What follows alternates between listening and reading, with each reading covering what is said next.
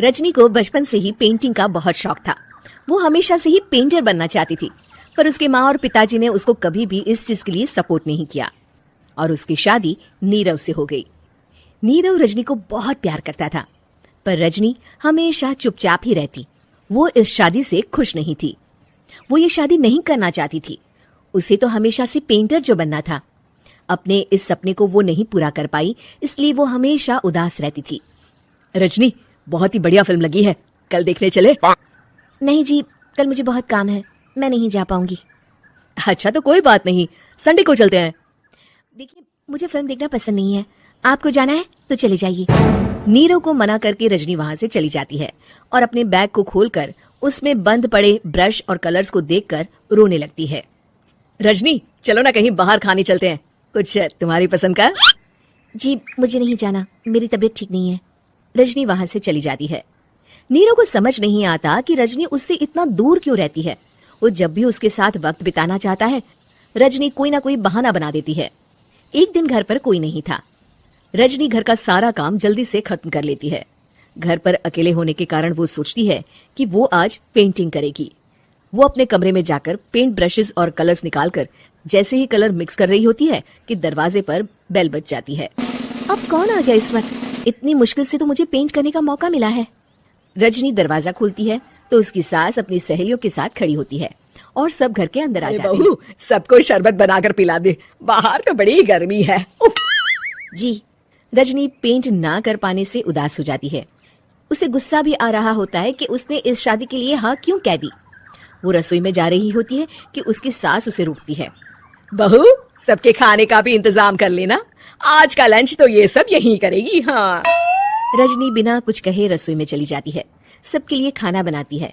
सब खाना खाते हैं और रजनी घड़ी देखती है कि ये सब कब जाएंगे ताकि वो अपनी पेंटिंग कर सके। जब शाम होती है तब सब चले जाते हैं अपने घर। अरे बहू, सब तेरे खाने की तो बहुत तारीफ कर रहे थे, सबको बहुत अच्छा लगा खाना।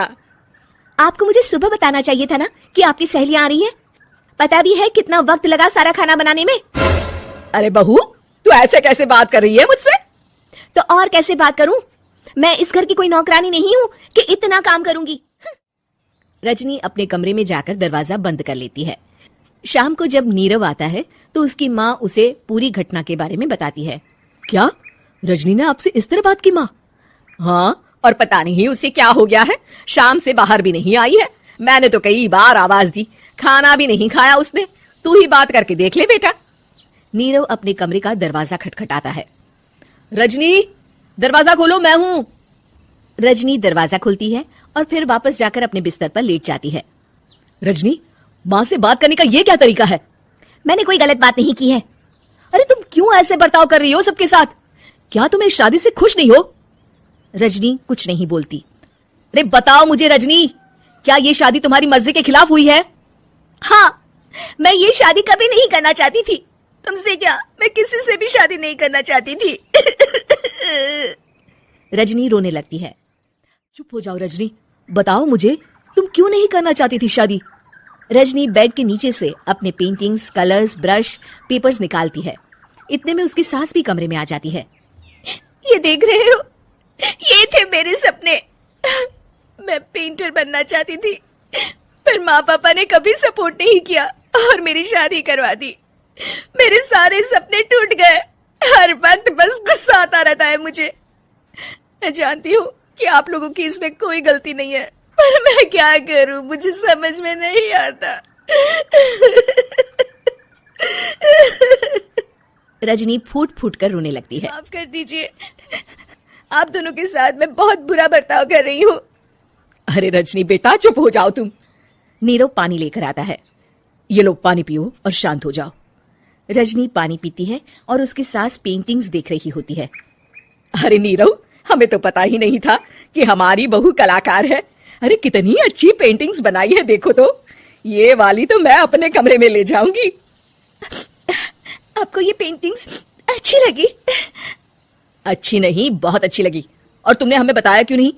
तुम जब चाहे पेंटिंग कर सकती हो रजनी। हम तुम्हारे सपनों को पूरा करने में तुम्हारा पूरा साथ देंगे।